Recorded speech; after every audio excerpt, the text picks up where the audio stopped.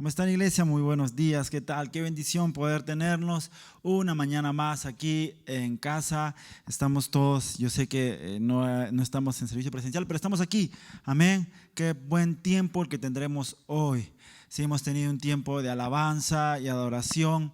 Ya el próximo domingo estaremos aquí en casa, reunidos todos. Así que gracias por haberte cuidado estos días y bueno, sigamos cuidándonos. Ya saben ustedes que ahí debemos estar siempre incidiendo que tenemos que cuidarnos, ¿sí? Ser responsables con nuestra salud, ser responsables.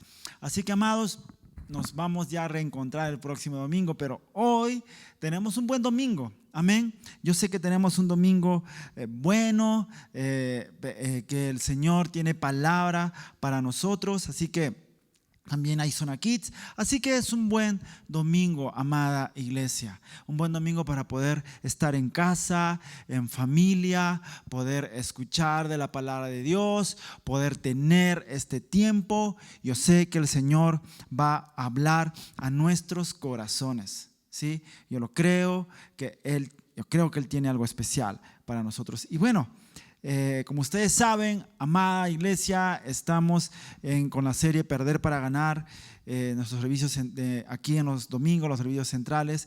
Y el día de hoy tenemos un tema muy interesante, se llama Riquezas Injustas. ¿Sí? Así que es un título interesante, pero vamos a tocarlo hoy, vamos a hablar sobre esto y quiero que podamos tener el corazón abierto, nuestra mente también abierta a lo que el Señor quiere enseñarnos, a lo que el Señor quiere compartirnos esta mañana. Amén. Así que empezamos, vamos a leer Lucas capítulo 16, versículo del 10 al 11. Dice, la palabra de Dios dice: el que es confiable en lo poco, también lo es en lo mucho. Y el que no es confiable en lo poco, tampoco lo es en lo mucho.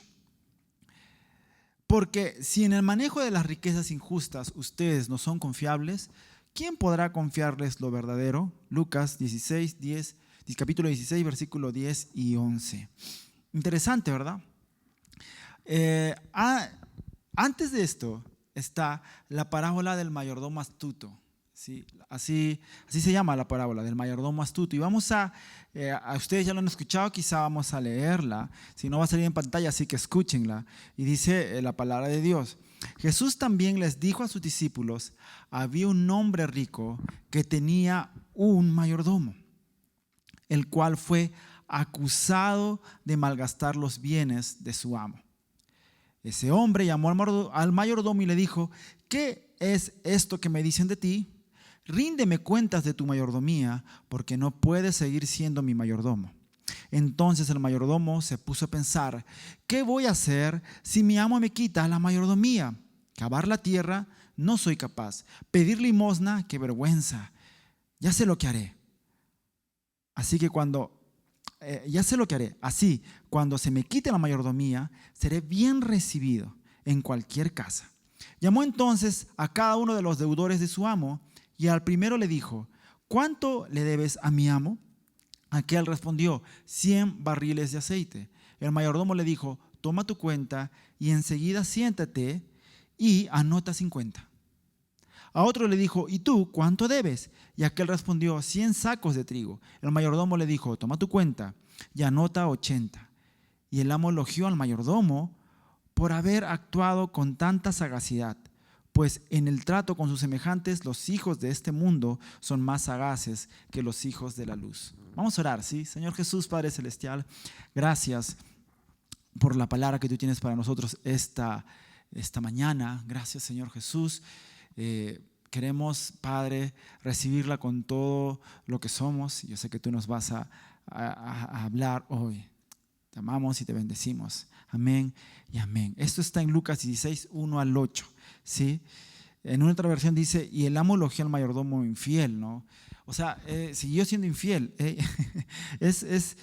Fue astuto. Si ustedes leen esta parábola, el mayordomo dijo: ¿ahora qué voy a hacer? Me voy a quedar sin chamba, sin trabajo. ¿Qué hago? Normalmente en esa época las personas que tenían riquezas tenían administradores que eran los mayordomos, ¿no? Que llevaban la administración de sus bienes. Quizá este hombre era una persona mayor, no lo dice la Biblia, pero él dice, no, cavar la tierra ya no soy capaz, quizá ya no tenía la fuerza para dedicarse a eso. Pedir limosna, qué vergüenza, porque siempre habría trabajado como mayordomo, como administrador, tenía a cargo cuentas de su amo, entonces, pero había hecho mal su trabajo, había malgastado, había malgastado los bienes de su amo. Entonces, lo interesante aquí es que en vez de pensar, mayordomo, en vez de decir, no sé, voy a pedir, no sé, comenzó a pensar en su futuro, ¿verdad? No dijo voy a robar más, sino dijo, ¿qué hago, no, para que otros me vean de otra forma? ¿No? Entonces comenzó a hacer el bien en cierta forma con otros, pero igual robándole a su amo, ¿no? Porque igual dijo, porque no eran sus riquezas, eran lo que le debían a su amo, no a él. Y le dijo, acá está tu cuenta con el amo, pon ya no debes 80, pon 40, ya no debes 100, pon 80. O sea, él estaba haciéndose de favores con otros para que cuando él pierda ese trabajo tenga un lugar donde llegar, un lugar donde lo reciban. Por eso es que el mayordomo elogió, ¿no? Elogió al mal mayordomo, el dueño, ¿sí? Y donde Jesús dice, tenemos nosotros que ser sagaces. Los hijos de luz son sagaces. Él estaba pensando en su futuro. Ahora, ¿qué hago? ¿Qué hago que me voy a quedar sin trabajo? Interesante parábola, ¿verdad? Estas parábolas son medio controversiales, ¿no? Porque pareciera que estuvieran alabando al mayordomo infiel y que todos debemos decir, entonces hagamos igual. Pero acá hay una enseñanza, ¿no? Hay una enseñanza. No es que Jesús nos está diciendo ahora todos seamos como este mayordomo infiel, sino está hablando de la capacidad de este mayordomo, de este administrador, para poder pensar en su futuro, para poder saber cómo hacer para tener dónde llegar después, cómo ser recibido después. O sea, en ese sentido. Ahora, sagazmente viene del griego phronimos, que se puede definir como prudentemente.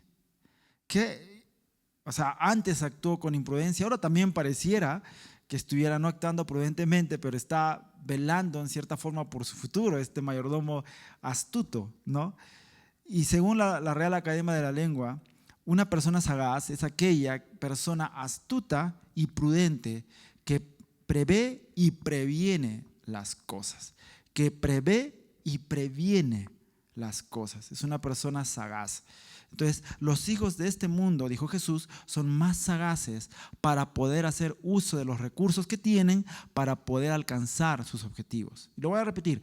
Los hijos de este mundo son más sagaces para poder hacer uso de los recursos que tienen para poder alcanzar sus objetivos. Por eso a veces decimos, Señor, ¿por qué él ni te conoce? Él no tiene nada tuyo, pero tiene dinero, tiene casas, tiene autos, tiene riquezas. Y no porque lo máximo sea tener eso, porque al final esas cosas se van a quedar, sino que son sagaces para lo que les queda en la tierra, porque de ellos ahí termina su premio, digamos, ¿no? Ahí, esa es su ganancia, ¿ok? Pero nosotros vamos más allá, nosotros somos seres eternos. Okay, Jesús no se refería, ustedes también pueden hacer riquezas en la tierra, tener autos, tener mansiones, no se refería a eso, sino cómo trabajar con astucia para el reino de Dios. Amén. ¿Sí? Aquí está lo interesante. No como yo trabajo con astucia para tener más plata, para tener carro, para tener lo último de las cosas, vestirme de lo mejor, no. Sino como trabajo con astucia para las cosas del reino de Dios. Entonces, ¿qué son las riquezas injustas? Porque acá nos habla de riquezas injustas, ¿verdad? Ahora, vamos a leer San Lucas 16:9 y dice la palabra de Dios. Por tanto les digo, háganse amigos por medio de las riquezas injustas, para que cuando éstas falten, sean ustedes recibidos en las mansiones eternas. Por tanto les digo, háganse de amigos por medio de las riquezas injustas, para que cuando éstas falten, sean ustedes recibidos en las mansiones eternas. Jesús está tomando esta parábola y está usándola para hacerle entender, usen esas riquezas injustas, así como la usó este mayordomo infiel para poder tener amigos en su momento difícil que tendrá cuando pierda todo. ¿No? Acá Jesús dice, hagan ustedes amigos por medio de las riquezas injustas, para que cuando éstas falten sean ustedes recibidos en las mansiones eternas, en la eternidad. Ahora, la palabra riqueza proviene del griego mamonás, que deriva del arameo mamón. ¿Sí? ¿Alguno ha escuchado el dios Mamón? No como usan los mexicanos, no de esa forma, sino el dios Mamón es el dios de las riquezas, del dinero, ¿no? Que originalmente esta palabra significaba aquello en lo que uno confía, o sea, en las riquezas, aquello en lo que uno confía. ¿Sí? Cuando tú tienes, nosotros tenemos nuestra confianza en Dios, es verdad, cierto, pero cuando tú sales de vacaciones, cuando tú estás dispuesto a ir a hacer una compra, siempre llevas dinero para estar confiado, ¿verdad? Nunca que tú planeas unas vacaciones, digamos, vas simplemente a ver qué pasa. Si tú planeas unas vacaciones, vas con dinero porque confías en ese dinero, ¿no? En que vas a poder tener una semana o no sé, pero estás confiando obviamente en Dios, pero en que esa cantidad de dinero te va a servir para poder estar esa semana de vacaciones. No es que tú estés poniendo toda tu confianza en eso, pero nos hace tener mayor seguridad de poder tener un buen tiempo, ¿no? Entonces, es aquello en lo que uno confía. Nosotros confiamos en Dios, no, el dinero no es nuestro Dios, ese es el detalle, que comience a convertirse en un Dios para tu vida. Ahora, el dinero es una riqueza injusta, ¿sí? Es una riqueza injusta, no porque tú seas un delincuente o porque seas un narcotraficante, no, ¿ok? Sino es una riqueza injusta porque pertenece a este sistema. El dinero pertenece a este sistema de mundo, ¿ok? Ese sistema pecaminoso. Circula en ese sistema. Por ejemplo, en tu empresa puede haber alguien que no es honesto, ¿verdad? Digamos que es una empresa de ventas y puede haber alguien que no es honesto. Una empresa de venta de autos, digamos. Puede haber alguien que no es honesto y que vende algo engañando para que salga su venta, ¿ok? Por ejemplo, decir, no, este es el mejor carro, tiene los mejores frenos, tiene esto, aprovechándose de quizá la otra persona no sepa y le vende el carro de que nadie quiere comprar, ¿no? Y obviamente lo vende y hay una entrada en la empresa, ¿no?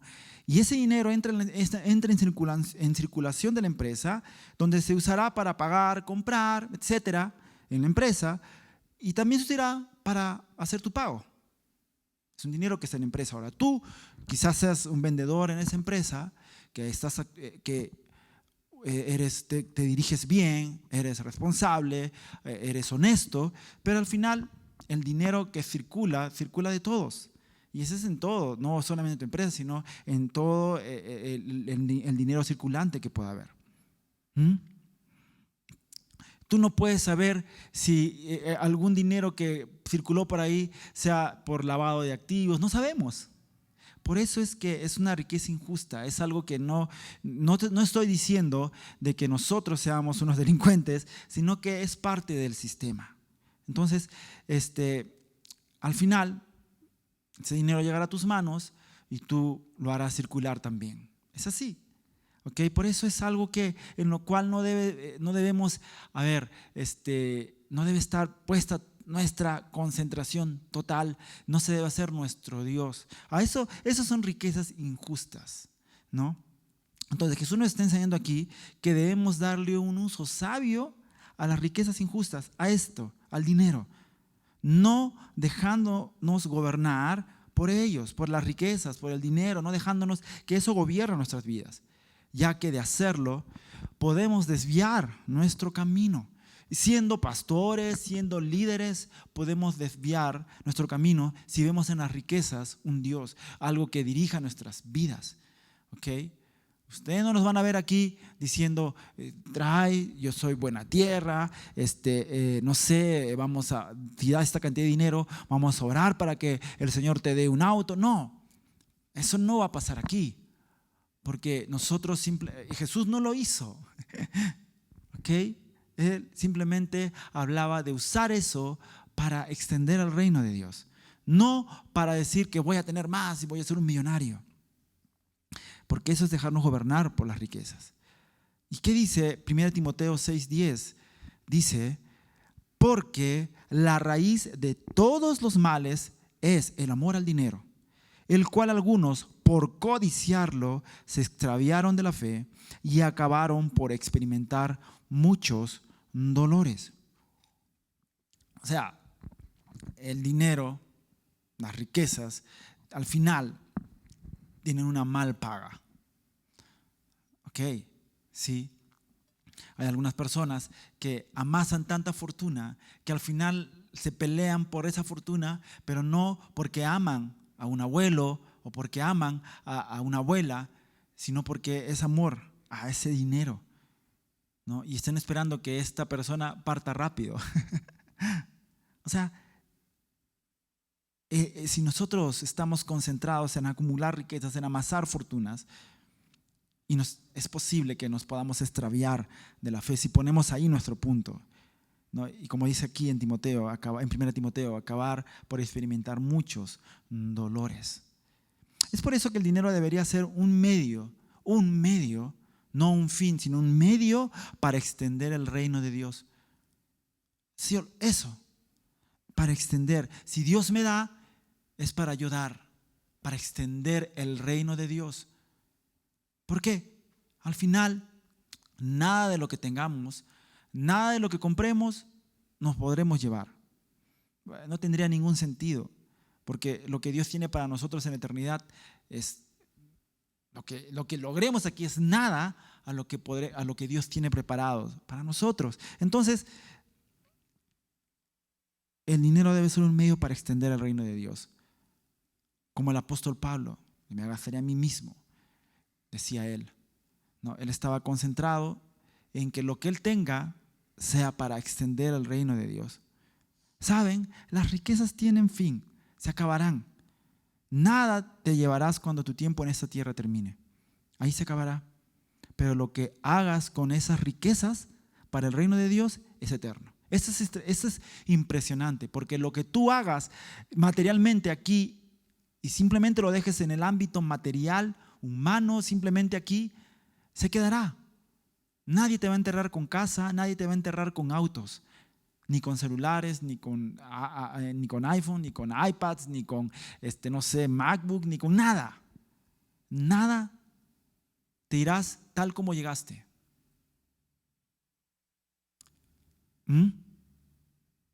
Así te irás. Pero si tú inviertes de tu vida, como decía el apóstol Pablo, invertiré yo mismo. Si tú das para el reino de Dios, tú podrás morir, pero lo que tú hayas hecho para el reino será eterno.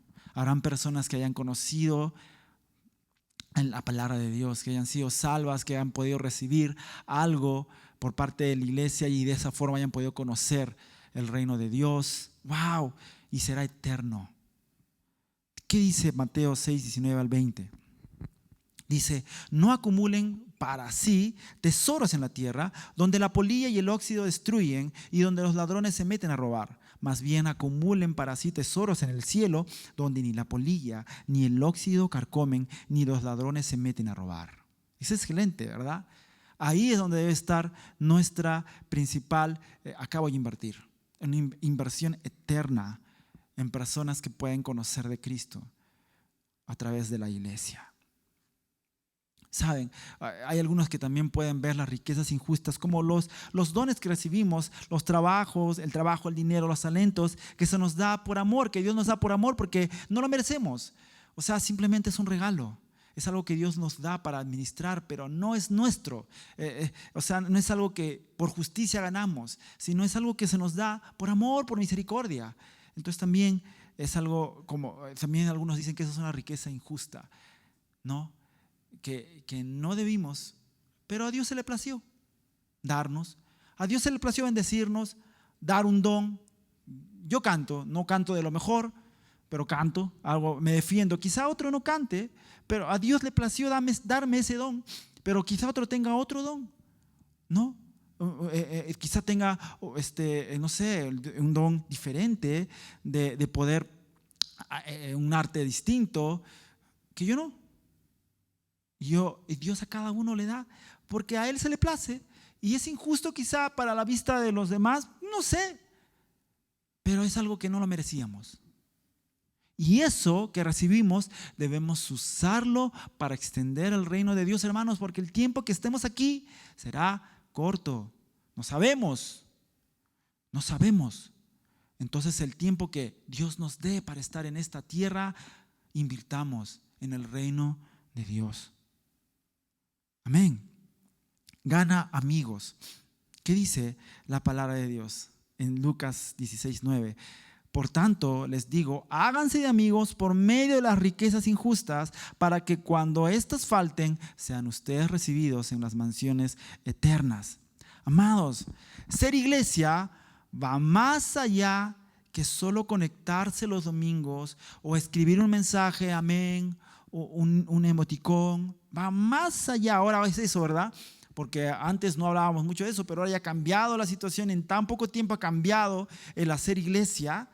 Y es ya ni siquiera es venir, sino es prender y a ver si me conecto o lo dejo prendido la pantalla y cuando me acuerdo pongo un amén, aunque a veces ni he escuchado bien lo que se está hablando. Y nos desconectamos de lo que Dios quiere para nuestras vidas. Entonces, la iglesia tiene que extenderse, ir más allá a nivel social, cultural, extender el reino de Dios.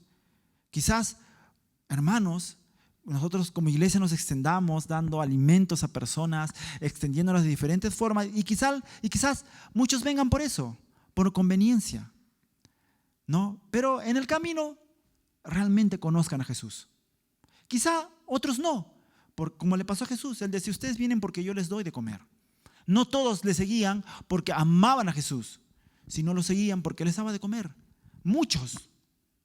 Quizá, y eso no hizo que Jesús diga, no, tú sí, a ver allá, tú no, a ellos no. Jesús dio. La iglesia debe ser una iglesia que se extienda, que tire las redes. Habrá uno que quizá venga porque recibió algo, de repente no sé lo que la iglesia pueda extenderse, de la forma que pueda extenderse. Yo he visto algunas iglesias que equipan casas. Quizá esa persona vaya a la iglesia porque me han dado, pero eso lo haga conocer a Jesús. O quizá nunca vaya. Como cuando estuvo Jesús aquí, no todos lo siguieron, no todos fueron sus discípulos. Pero la iglesia debe tirar la red, debe extenderse. Eso no debe parar a la iglesia. No debe decir, no, ellos son convenidos. No, porque la palabra no va a regresar vacía. No, algunos se quedarán y serán verdaderos discípulos. Amén. Cuando Jesús dice que los hijos de este mundo son más sagaces, me hace recordar en los que invierten en publicidad en las empresas, ¿sí? Para poder ganar consumidores. Porque no todos los que ven la publicidad terminarán comprando el producto o consumiendo el producto, ¿verdad? A veces tú ves una valla publicitaria o ves una publicidad en internet, en YouTube, o quizá te topas con alguien que está haciendo publicidad BTL en la calle, regalándote algo. Al final tú de repente ni consumas ese producto. Y la empresa está invirtiendo millones en eso, pero va a ganar consumidores. Quizá a ti no, pero a otros sí.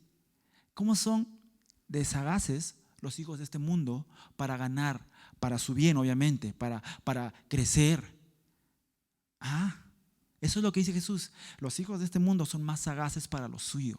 como hizo este mayordomo infiel. Fue sagaz para lo suyo. Dijo, ahora, ¿cómo hago para seguir subsistiendo? Haré esto. Sagaz.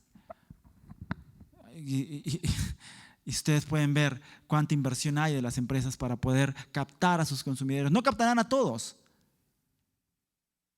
pero igual invierten. Eso no los hace, eso no los para invertir. Siguen haciéndolo porque entienden que ahí van a tener alguna persona, van a tener muchos que logre capturar para que sean sus consumidores. Son más sagaces. La diferencia es que nosotros no estamos ganando adeptos a una religión. Nosotros estamos salvando vidas. Eso es lo diferente. Nosotros no estamos ganando personas religiosas. No estamos ganando emanuelistas.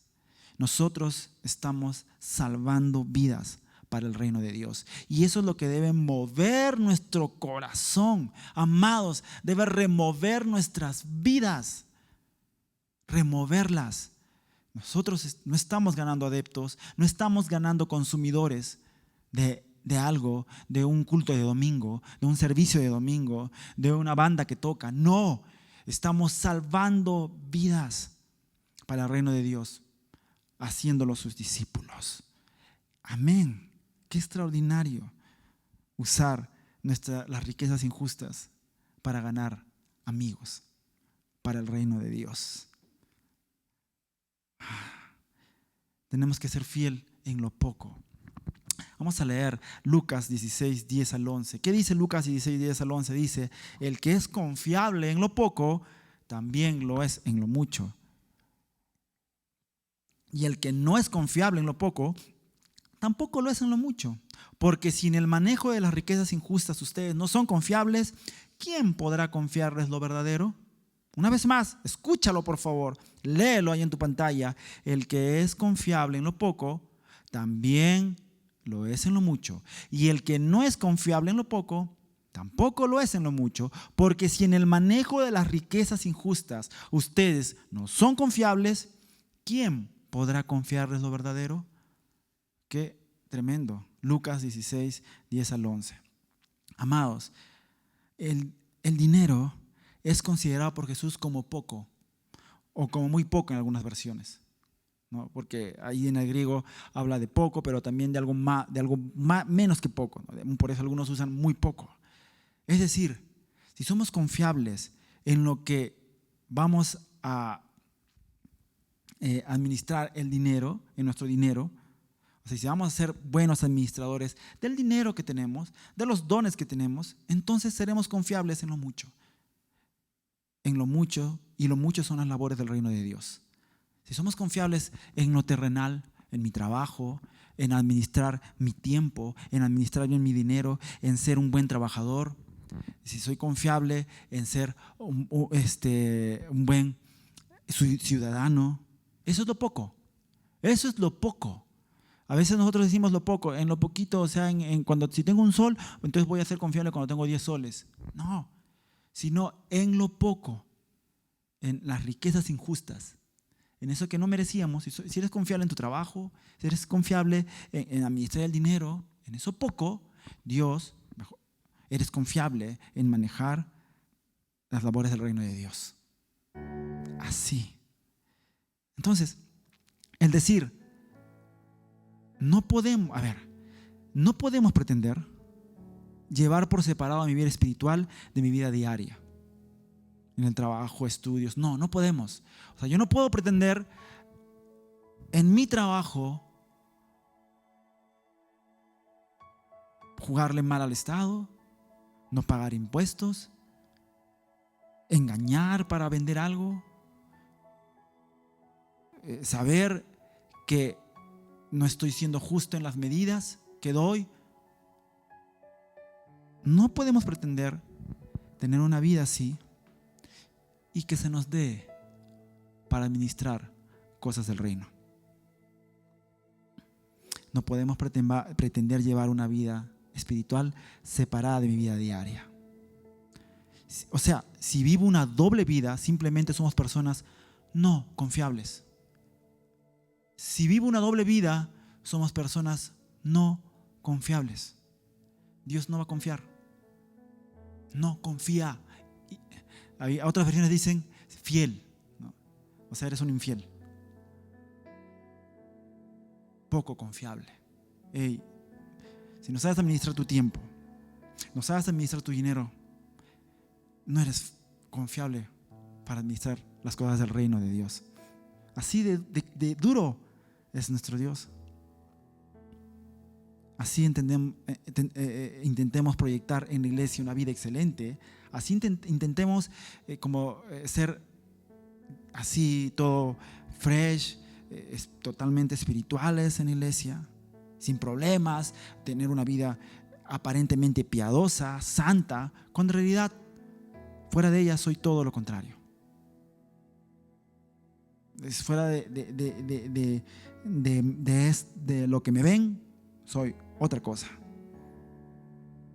Cuando llego a mi círculo más cercano, me quito la máscara.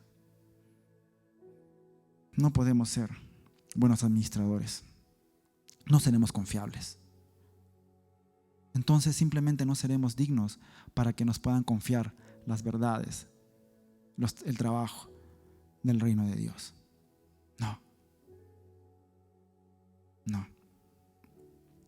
No olvidemos, amados hermanos, Dios es el que nos da los recursos. Entonces, si Dios es el que nos da los recursos, nos da los talentos, nos da todo lo que somos, preguntémonos hoy: ¿cómo estoy administrando los recursos que Dios me da? Haz esa pregunta hoy. ¿Cómo estás administrando los recursos que Dios te da, que está dando en tu vida? Y no me refiero solo a dinero, me refiero a tu tiempo. ¿Cómo le estás administrando? Dinero, ¿cómo le estás administrando? ¿Cómo? Tus talentos, ¿cómo estás administrándolo? ¿Hay algo del reino de Dios? ¿Podrá tu forma de administrar eso poder ser confiable para poder decirte: hey, administra las cosas del reino de Dios? No seamos de esas personas que hablan diciendo: se debería hacer aquello en la iglesia, se debería hacer lo otro en la iglesia, esto está mal, debería hacerse así, pero ni siquiera ofrendo, ni siquiera diezmo, ni doy de mi tiempo. ¿Cómo puedo yo hablar y decir esto debe ser así, esto debe ser allá en la iglesia, pero no ofrendo, no diezmo, no doy de mi tiempo, pero así hablo y hablo? Estas personas entonces se convierten en no confiables para las cosas del reino de Dios. Observemos nuestras vidas, amados. Observemos cómo estamos administrando lo que Dios nos da. Cómo estamos administrando esas riquezas injustas. ¿Cómo? Miren, hay una película que se basa en la vida de Oskar Schindler. Este era un empresario alemán que gastó su dinero, todo su dinero, para poder salvar la vida de aproximadamente 1,200 judíos. Gastó de su dinero para salvar aproximadamente a más de 1,200 judíos durante el Holocausto nazi. ¿Qué hacía? Los empleaba en sus fábricas de utensilios de cocina, en sus fábricas de municiones, en la Alemania nazi. Contrataba judíos. Y de esa forma, aunque él no ganaba nada, porque simplemente contrataba personas para poder salvarlas de que mueran. Han hecho una película de esto, porque es de la vida real. Este personaje existió. Búsquenlo, Oskar Schindler. En una de las escenas finales de la película, de la lista de Schindler, los que ya cuando Alemania se había rendido y iba a entrar, no me acuerdo si el ejército estadounidense o el ejército ruso, a la ciudad donde estaba esa fábrica de Oskar Schindler, los empleados de esta fábrica comenzaron a reunir el oro que cada uno tenía. Todos los empleados judíos, salvados porque ya no iban a morir, comenzaron a reunir sus anillos de oro, cosas de oro, lo derritieron y hicieron un anillo para él, porque él tenía que escapar, porque él pertenecía al partido nazi. Tenía que pertenecer al partido nazi para que él pueda salvar a los judíos. Tenía que tener esa coartada. Y sabía que si él se quedaba ahí, llegaba el ejército aliado y se lo iban a llevar. Entonces él tenía que escapar. Y al final es una escena conmovedora, porque todos los judíos que están ahí se reúnen y le entregan este anillo especial para él. Y él agarra el anillo, se pone a llorar y dice: este anillo podría haber sido 3 o 4 judíos más. Y agarra el auto con el que iba a escapar y dice: este auto podría haber sido unos 6 o 10 judíos más. Y se cae de rodillas y comienza a llorar. Y los judíos que han sido salvados por él, lo abrazan, lo levantan y le dicen: mira todos los que has salvado. Amados, yo no sé cuántos de nosotros estemos dispuestos a dar de nuestras vidas para salvar a otros. Cuando esta película termina, hay una escena donde está la tumba de Oskar Schindler y toda una fila enorme de personas que fueron salvados por él. Obviamente abuelos ya con nietos, todas familias enteras que si él no hubiera hecho lo que hizo, no hubieran podido ser salvos y no hubiera habido nietos, no hubiera habido generaciones. O sea, no solo salvó a 1200 judíos, salvó a generaciones de judíos. Amados, ¿en qué estamos invirtiendo nuestras riquezas injustas? ¿En qué estás invirtiendo tu tiempo? ¿En qué estás invirtiendo tu dinero? Cuando el Señor venga en su reino y nos pida cuentas, ¿qué cuentas les daremos? ¿Te has puesto a pensar eso? ¿Qué cuentas darás al Señor cuando te sientes? Hagamos amigos con las riquezas injustas. Seamos buenos administradores de lo que Dios nos da y así seamos confiables para manejar lo verdadero, las cosas del reino. Conmovió mi vida cuando hacía este mensaje, porque es una voz de Dios para su iglesia hoy, para mi vida, para tu vida.